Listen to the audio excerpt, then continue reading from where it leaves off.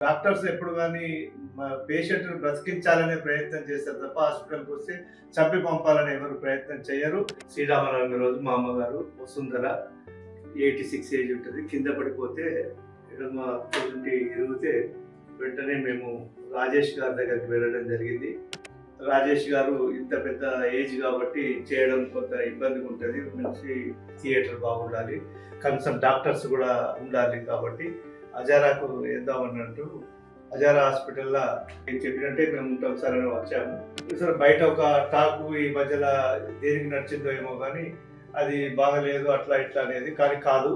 ఇక్కడ మనకు వచ్చిన అప్పటి నుంచి చూసుకున్నట్లయితే మంచి రెస్పాన్స్ ఉంది, సర్వీసెస్ బాగున్నది, నీట్నెస్ ఉన్నది.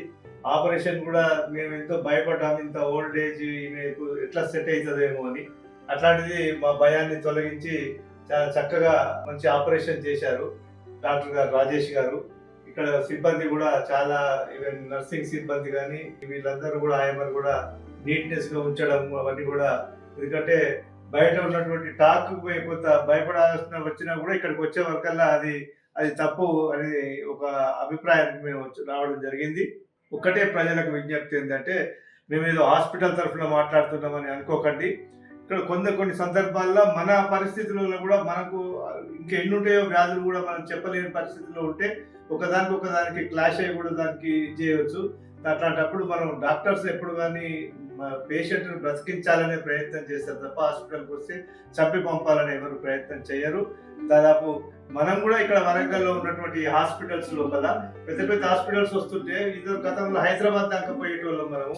అలాంటిది కాకుండా ఇక్కడే చేద్దామని అనుకున్నప్పుడు మనకు ఇక్కడ వరంగల్లో ఉన్నటువంటి సర్వీసెస్ ఉపయోగించుకుందాం.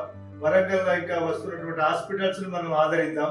మనం ఇక్కడనే ట్రీట్మెంట్ చేసుకునే ప్రయత్నంలో అందరికీ సహకరించి మనం వాళ్ళతోటి చేస్తూ మన ఆరోగ్యాలను బాగుపరుచుకుందాం. మంచి ఆరోగ్య వరంగల్గా ఆరోగ్య అనుకుంటగా మనం దీన్ని తీర్చిదిద్దుకుందాం.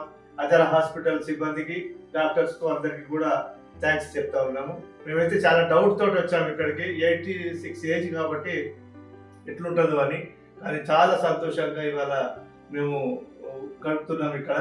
అది మరొకసారి కూడా అజరా హాస్పిటల్ కు మేము థ్యాంక్స్ చెప్తాము.